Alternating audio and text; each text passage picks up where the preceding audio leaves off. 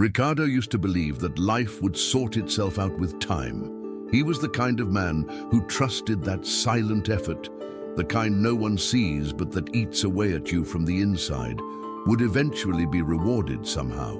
Father of 2 children, husband to Camilla for 12 years, he lived in a working-class neighborhood in a small town in the interior of the United States, where the seasons repeated themselves slowly and neighbors still greeted each other on the sidewalk. He worked as an administrative assistant at a transport company, a role that inspired no one, but provided a steady paycheck. Or at least it did, until the bills began to outpace the bank deposits. The problem didn't hit all at once. It seeped in slowly. First an installment purchase, then a loan to cover the credit card, and then the rent adjustment. When he realized it, he owed money to 5 different creditors, with phone calls that interrupted even the silence of dinner.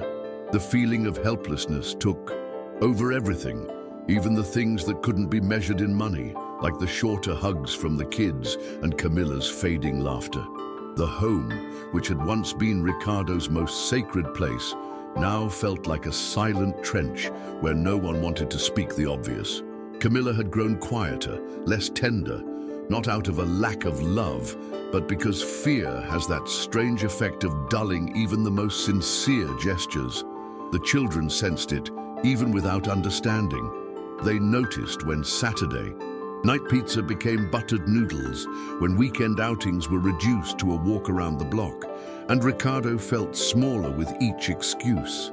He wore the frustration of not being able to provide what he wished to on his face, but hid it all behind a feigned exhaustion, the kind used to avoid questions. At night, he pretended to fall asleep before Camilla to avoid conversation. During the day, he worked on autopilot, afraid that any mistake might cost him the job, a blow he could no longer afford. And when everyone slept, he stared at the ceiling, listening to the ticking of the clock like a countdown to a collapse no one else seemed capable of stopping. It was during one of those sleepless nights, when the house breathed in silence and only the fan buzzed in a corner, that Ricardo broke. Not with screams or despair, but with contained tears that rolled slowly, almost ashamed. He remembered his grandmother, who had passed away many years ago, and the way she used to pray before bed, always with faith, as if speaking to a close friend.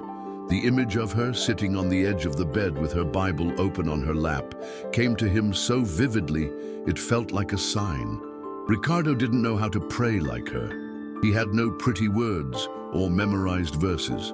But there, with a heart in ruins, he spoke to God like someone begging for help after drowning. He said he was tired, that he felt like a failure, that he didn't know what else to do. It was a raw, imperfect prayer, but sincere. And in that moment, something strange happened. He felt peace, not a solution, not a concrete answer, just peace. As if someone had lifted for a few moments the weight from his shoulders. It was the first time in a long time that he fell asleep before the sun rose. Ricardo used to believe that life would sort itself out with time. He was the kind of man who trusted that silent effort, the kind no one sees but that consumes you from the inside, would eventually be rewarded. Somehow, a father of 2, husband to Camilla for 12 years, he lived in a working-class neighborhood in a small town in the interior of the United States, where the seasons repeated themselves without hurry, and neighbors still greeted each other on the sidewalk. He worked as an administrative assistant in a transportation company, a job that inspired no one, but ensured a steady paycheck, or rather it did until the bills started to surpass the bank deposits. The problem didn't come all at once. It crept in slowly. First an installment purchase, then a loan to cover the credit card, and then the rent adjustment. By the time he realized, he owed 5 different creditors, with phone calls that interrupted even the silence of dinner. The feeling of powerlessness took over everything, even things that couldn't be measured in money, like the shorter hugs from the kids and the fading laughter of Camilla. The home, which had once been Ricardo's most sacred place, now resembled a silent, trench where no one wanted to speak the obvious. Camilla had become more quiet, less sweet, not out of lack of love, but because fear has this strange effect of chilling even the most sincere gestures. The children felt it, even without understanding. They noticed when Saturday pizza turned into buttered pasta, when weekend outings became just a walk around the block. And Ricardo felt smaller with each excuse. He carried the frustration of not being able to give what he wished on his face, but he hid it all behind a fake tiredness, the kind that helps avoid questions. At night, he pretended to fall asleep before Camilla so he wouldn't have to talk. During the day, he worked on autopilot, afraid that any mistake could lead to a layoff he wouldn't be able to withstand. And when everyone else was asleep, he stared at the ceiling, listening to the ticking clock as if it were a countdown to a collapse no one else seemed able to stop.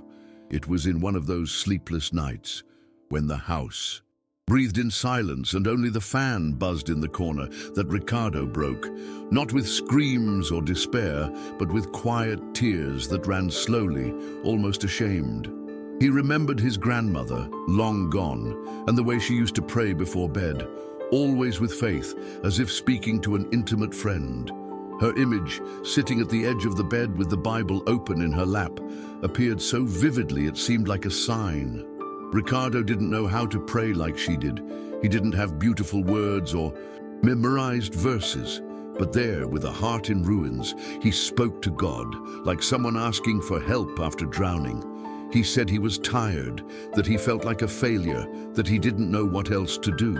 It was a raw prayer, imperfect, but sincere. And at that moment, something strange happened. He felt peace. Not a solution, not a concrete answer, just peace. As if someone had lifted for a few seconds the weight off his back. For the first time in a long time, he slept before sunrise. The next morning, Ricardo was still in debt. The bills hadn't disappeared, the phone still rang, and the bank balance was still negative. But something inside him had changed. That midnight prayer seemed to have sparked a flame of courage, a timid but real desire to try again. Instead of running from the finances, he decided to face them. He grabbed an old notebook, sat at the kitchen table, and started listing everything: overdue bills, due dates, interest, amounts. It was terrifying to see the total amount, but also liberating. For the first time, he knew exactly what he was up against. No fantasy of a financial miracle, no illusion that the problem would solve itself. Just the raw, concrete truth in shaky blue pen lines. Camilla found him there, nearly noon. She didn't say anything. She just looked at the notes, looked at him, and sat beside him. She held his hand and whispered, "We're going to fix this. Together."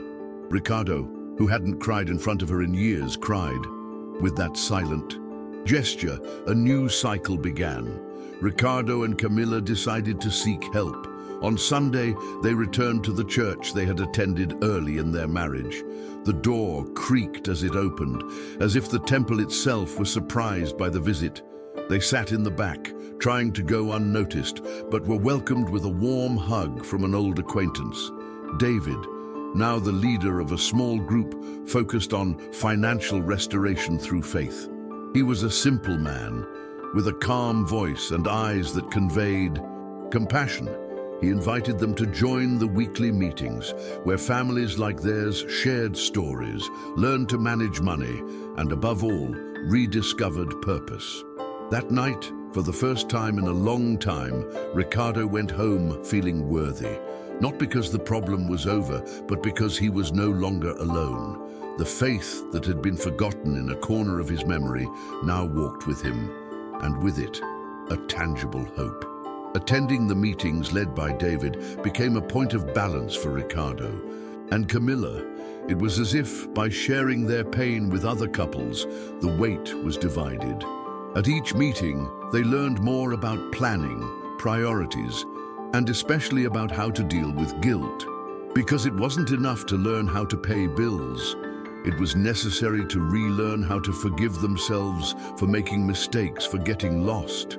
Ricardo began to understand that he wasn't the only one who had fallen into the trap of reckless consumption, of easy credit promises, of the pressure to provide more than he could. He discovered that many there also had felt ashamed, bankrupt inside and out. And in that communion of fragility, he found strength. He was no longer the man alone, facing chaos with a notebook and a pen. He was someone in the process of rebuilding with spiritual, practical, and emotional tools. And this new foundation began to reflect at home. The atmosphere became less tense, conversations longer, and the children's smiles more spontaneous. Action began to replace anguish. Ricardo established a disciplined routine. He cut unnecessary expenses, negotiated debts, cancelled unused services, sold unused items. Camilla, on her part, began making sweets to sell. She spent her nights testing recipes and her mornings advertising in local groups. At first, sales were small, but each order became a reason to celebrate. The couple supported each other without pressure, but with presence. At night, when the kids were asleep, they turned the living room into a makeshift office. Ricardo, who had always enjoyed drawing, began studying graphic design and, with help from a friend, got his first freelance jobs. It was exhausting. They slept little, lived with little, but now everything seemed to make sense. Because for the first time in a long while, their lives were aligned with a purpose: to rebuild. And in that rebuilding, they realized that faith wasn't an escape. It was the solid ground on which they were beginning to build a new story. But life rarely allows a path without tests, and the first major trial came without warning. 3 months into this new cycle, Ricardo was called into an unexpected meeting with management. The company was going through cuts, and he would be transferred to a different department. It wasn't a layoff, but it meant a complete routine change and a significant salary cut. The news hit like a bucket of cold water. When he got home, Ricardo sat at the table without saying a word. Camilla, noticing his downcast look, didn't ask. She just waited. He told her everything, trying to remain calm, but deep down he felt the old despair circling again. Then she picked up the same notebook where he had listed the debts and wrote, "God didn't bring us this far to abandon us now." That phrase, simple and firm, rekindled something in him. That same week, one of his freelance clients recommended him for a bigger project, which would make up for the loss of the steady salary. It was as if, by keeping their faith and taking consistent action, doors kept opening. The scare didn't disappear, but it turned into another layer of trust. Their financial situation slowly began to stabilize, not miraculously or quickly, but with consistency. They paid off the most urgent debt, the credit card that charged abusive interest, and finally felt a breath of relief. With the support of their church group, they learned to build an emergency fund, even if small. But the most beautiful thing was watching their children get involved in the process. They helped with sweet sales, saved coins in a transparent jar, and even celebrated when the electricity bill came in lower. Financial education became part of their family routine, but without burden. It was taught with affection, with stories, with games Camilla created. Faith, which had once been a Sunday subject, now touched every area of their lives. They prayed before deliveries, gave thanks for every sale, every customer. Ricardo and Camilla began living with less, but felt they had more, because beyond money they had purpose, unity, and peace. It was as if life, though still difficult, now tasted like a new beginning, no longer like the end. Moved by the transformation he was experiencing, Ricardo felt a growing desire to share his journey. He created a small YouTube channel where he talked about finances with a Christian perspective, sharing not only the victories, but also the pain, the mistakes, the stumbles. At first, few people watched, but little by little, the comments started to appear. "I see myself in you. Thank you for speaking with such honesty. I thought I was the only one going through this." And then he understood. His past failure was now becoming an instrument of healing. Camilla also began to help, sharing recipes, teaching how to price them, talking about organizing routines with small children. What had once been a source of shame became a mission. And their home, once filled with silence, now echoed with voices, stories and laughter. They still faced challenges. Life didn't stop presenting new ones, but now they knew who they were, in whom they believed, and why they fought. The fruits of that journey, though quiet, began to multiply in different areas. Ricardo was invited by church leadership to give a short testimony at a special meeting. At first, he hesitated. The old shame still whispered in his ear, but he decided to accept. That evening, in front of a group of 20 people, he told with simplicity how that midnight prayer had changed his life. He didn't use rehearsed words or eloquent speeches. He just spoke as a man who had walked through the mud and survived. And at the end, when he looked around, he saw teary eyes, nodding heads, people approaching to hug him. The feeling was one of calling. For the first time, he felt that his pain had served a purpose beyond personal growth. Camilla, seeing him so light, smiled like she hadn't in years. And in that smile, Ricardo understood that the faith that rebuilt them now served as a foundation for others as well. The shame was gone, replaced by a sense of purpose that no financial stability alone could offer. The family's routine, once swallowed by chaos and anxiety, became a small ritual of mutual care. Mornings began with a simple breakfast and circle prayers. The children learned to give thanks, even before asking.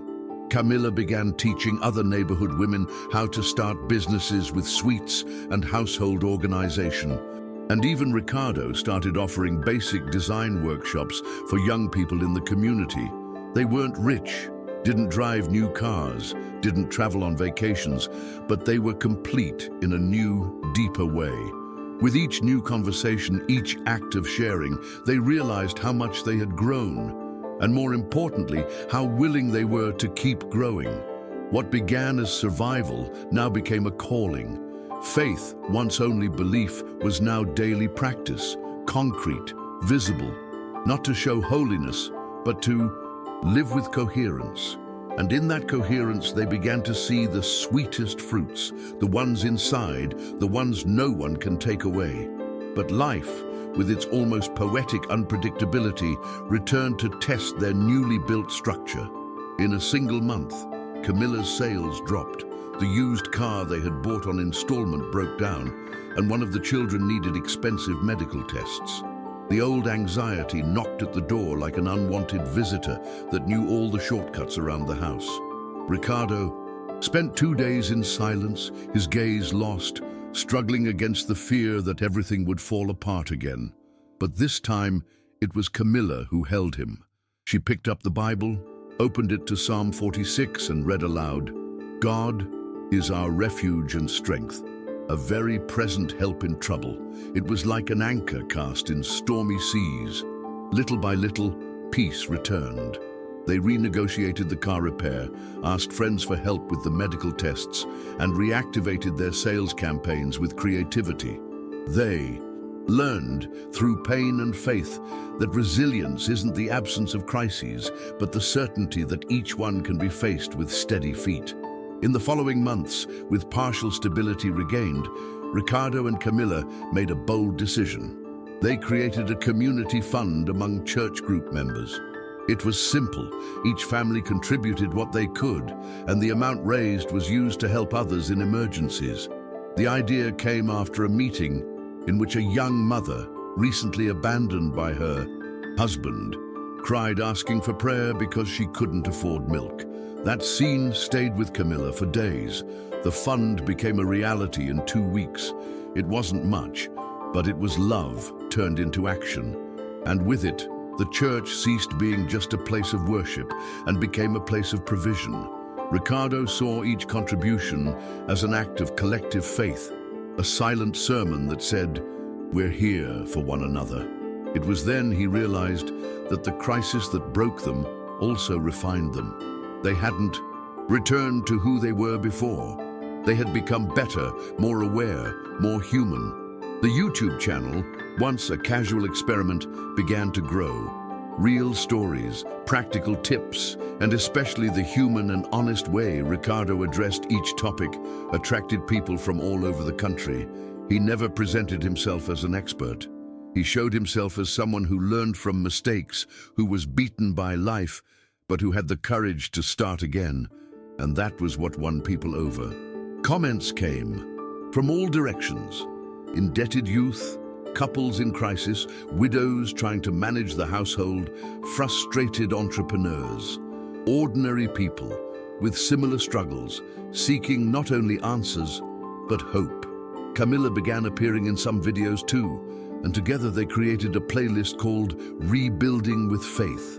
The channel became not just an extra income source, but a digital ministry, and in each recording, between makeshift lighting and scripts written at night, they felt like they were giving back to the world a little of what God had done for them. With the channel's growth came unexpected invitations. A pastor from another city, after watching one of Ricardo's most personal videos, where he shared having to sell his wedding ring to pay the electric bill, reached out. He wanted the couple to share their story at a conference about faith and finances. The idea seemed surreal. Ricardo, who once couldn't talk about his situation without cringing in shame, was now invited to publicly and testify. The invitation stirred insecurities, but also a new feeling, courage. Camilla encouraged him, saying that if their story had already healed people online, imagine what it could do live. They accepted.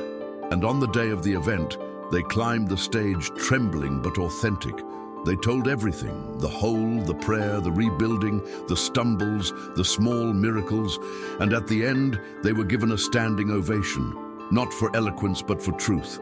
It was as if, by shedding their shame, they were clothed with legitimate authority, the kind that comes from speaking with living scars, not theory. The fruits of that day were many, not in the form of fame or money, but as seeds planted in hearts that also needed a fresh start. Many came to talk afterward. An elderly man over 70 said he had never cried listening to a story. A young mother said she gave up on suicidal thoughts after seeing herself reflected in Camilla's pain. A teenager hugged them and said he now understood his parents' struggles. For Ricardo and Camilla, that sealed a calling. They decided to formalize the channel as a ministry project. They created a content calendar, sought training, and started studying together at night, reading about practical theology, financial education, and communication. Their home became a center for learning, mission, and sharing. It was strange to think that all of this began with a prayer through tears, but at the same time, it made perfect sense, because faith, at its core, is the bridge between despair and reconstruction. Life, however, didn't stop challenging them. After months of growth, Camilla faced a health issue. Nothing serious, but enough to temporarily stop the sweet production, which caused a new financial impact. It was a scare. Ricardo had to readjust his schedule, take care of the house, the kids, the channel, and freelance work. There were days when he felt like crumbling, but every time he thought about giving up, he remembered the people who said they felt inspired by him. That kept him going. And during that time of overload, he learned something new, that faith doesn't demand constant strength, but surrender. That there are moments when trusting God means stopping, resting, accepting help. Their church friends organized a rotation to help with meals and transportation. The community they had strengthened was now sustaining them. And Ricardo realized that the miracle wasn't just in what God did through them, but also in what God did for them through others. In time, Camilla recovered. She returned to her activities with a new perspective. She was calmer, more aware of her limits. They started dividing tasks better, established fixed family rest times, and even began tending a small garden on the apartment balcony.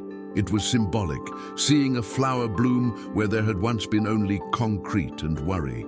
The garden became a setting for many conversations, prayers said at dusk, and stories told to their children. It was as if each new sprout whispered, "Life goes on. There is beauty where there once was pain." Ricardo, in turn, developed an online course based on the journey they had lived. And the most surprising part, the course had dozens of students. Not because it promised easy money, but because it showed with honesty that transformation is possible when faith and action walk hand in hand.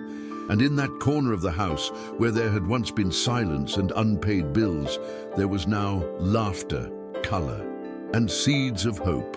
One day, after finishing a live stream about handling financial surprises with spiritual wisdom, Ricardo received a message that made him cry quietly. It was from a man across the country who had lost everything in a lawsuit and was sleeping in his car. After watching Ricardo's videos, he decided to try again. The message read, "You don't know me, but God reached me through your voice." Ricardo closed his laptop, looked at Camilla, who was washing dishes while soft worship music played, and became emotional. He hugged her from behind and said it was worth it. She didn't ask why. She just nodded, because they both knew. Everything they had lived through, the pain, the scarcity, the gray days, all of it made sense now. Not because suffering is beautiful, but because it hadn't been in vain. They had become bridges between despair and hope. And that night, before sleeping, they gave thanks for every tear, because each one had watered the faith that now blossomed for many. In the following months, new doors opened, not just digitally, but also in their local community. The channel grew organically, and the credibility built through their suffering now brought invitations to in-person events, interviews on Christian radio, and partnerships with social projects. But what moved Ricardo the most was a simple invitation from a public school in the outskirts. They wanted him to give a talk to the parents about financial education. In that modest classroom, with scratched desks and noisy fans, Ricardo felt more useful than in any live stream with thousands of views. There, in front of tired but attentive eyes, he told his story once more. And he realized that every time he retold it, something new healed inside him. At the end, a mother hugged him and said, "You saved my month and maybe my life." He returned home in silence, feeling the weight and beauty of the mission. And he understood, you don't choose your calling, it calls you. Camilla, who had always been the force behind the scenes, began to take on more of the spotlight. She created a social media profile for women who wanted to start businesses with faith and simplicity. She shared her recipes, but also her stumbles, her fears, her small victories. Her followers grew, not because of polished videos or well-edited photos, but because of the truth that overflowed. One day, she received a message from a woman who was a victim of domestic violence, saying that Camilla's videos were her only moment of peace each week. That deeply moved her. She began including themes like self-esteem, identity, and starting over in her content. Ricardo, seeing his wife flourish, felt proud and grateful, because he knew that if he had endured, it was because she never let him fall completely. They were no longer just a couple and parents, they were partners in mission. And each step of this new phase brought them closer together in a bond built through tears and faith. Even with all the progress, not everything was easy. There were days when bills frightened them again, when the internet failed during a live stream, when physical exhaustion weighed heavily. Sometimes, the kids complained about not having the same things as their classmates, a new video game, a vacation trip. In those moments, Ricardo and Camilla sat down with them and talked. They explained patiently and truthfully. They spoke of purpose, choices, and faith. And it was in those conversations, often interrupted by tears and hugs, that the seeds of spiritual maturity were planted in their children's hearts. They didn't want rich children. They wanted strong, conscious, compassionate children. And they realized joyfully that they were succeeding. Their oldest began helping with videos, suggesting topics and even editing clips. Their youngest, only 7, said she wanted to be a storyteller for God. In the simplicity of those declarations, Ricardo and Camilla saw the reflection of what they had rebuilt, not just financial life, but an emotional and spiritual legacy. Looking back, it was almost unbelievable to think that everything had started with a solitary midnight prayer. Ricardo sometimes went back to the notes in the first notebook, the one where he listed all their debts. It was old, yellowed, with tear marks on some pages, but he kept it like a relic, because that notebook wasn't just a record of numbers. It was concrete proof that faith, when combined with action, has the power to turn pages that once seemed final.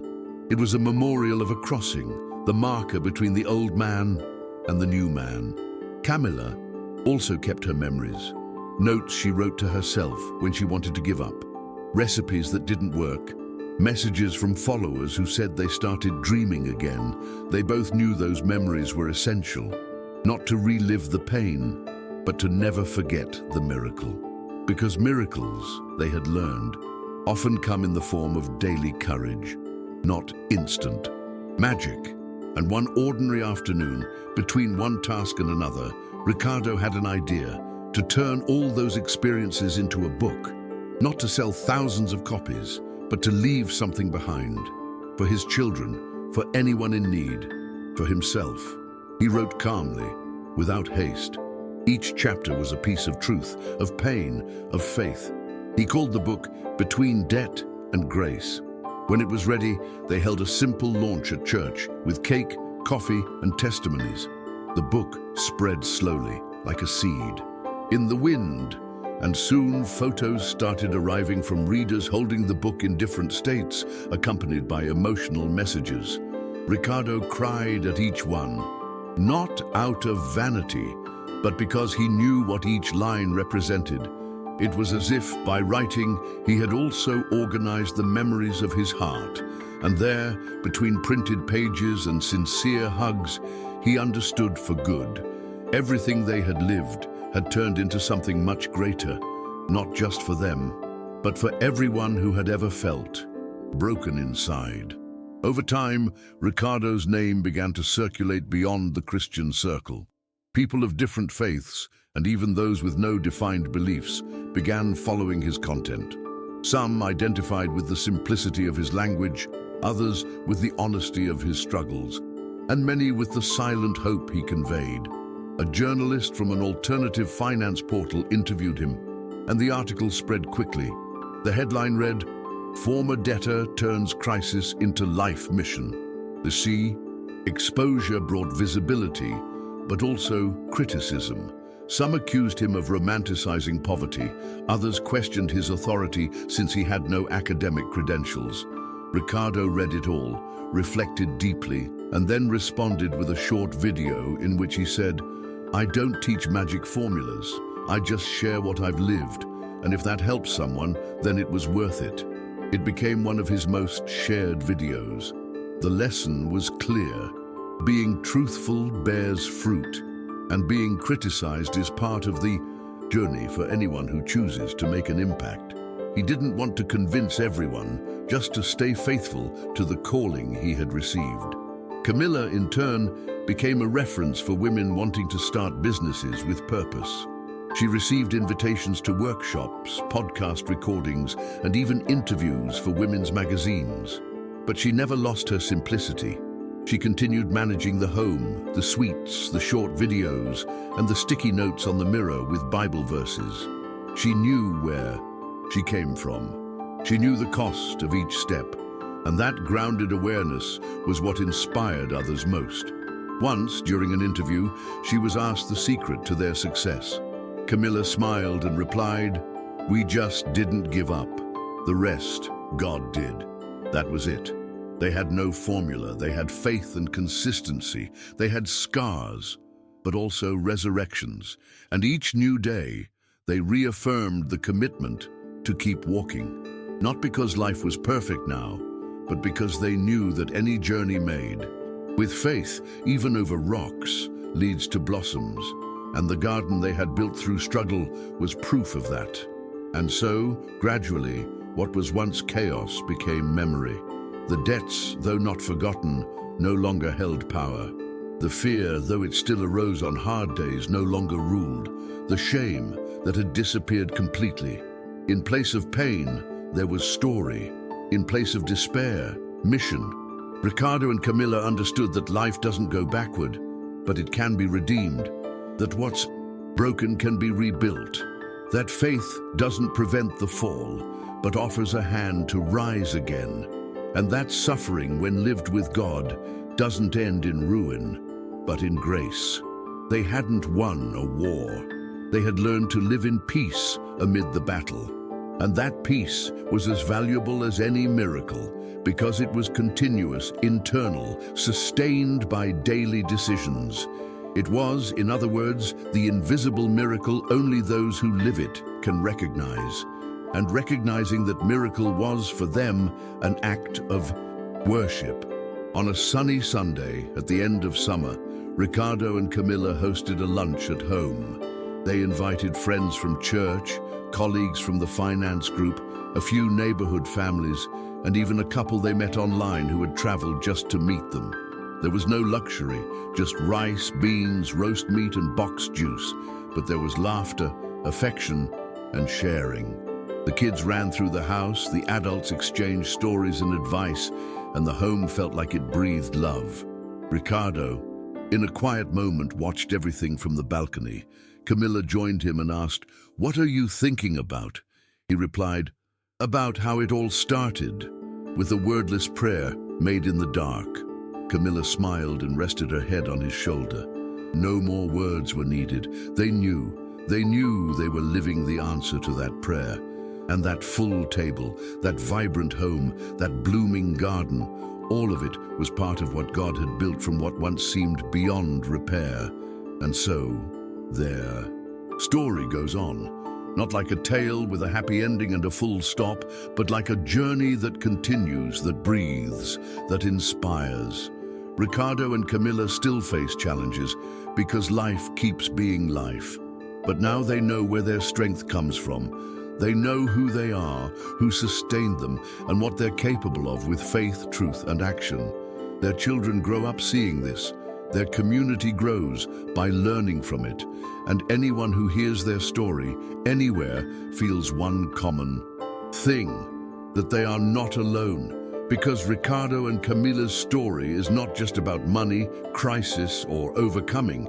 It's about reunion with God, with others, with oneself. It's about not giving up, even when everything says it's over. And it's about the kind of miracle that doesn't make headlines, but silently changes the world. The miracle of hope, reborn when someone at last chooses to begin again. If you've ever felt like Ricardo, at rock bottom, unsure of how to start over, share your story in the comments.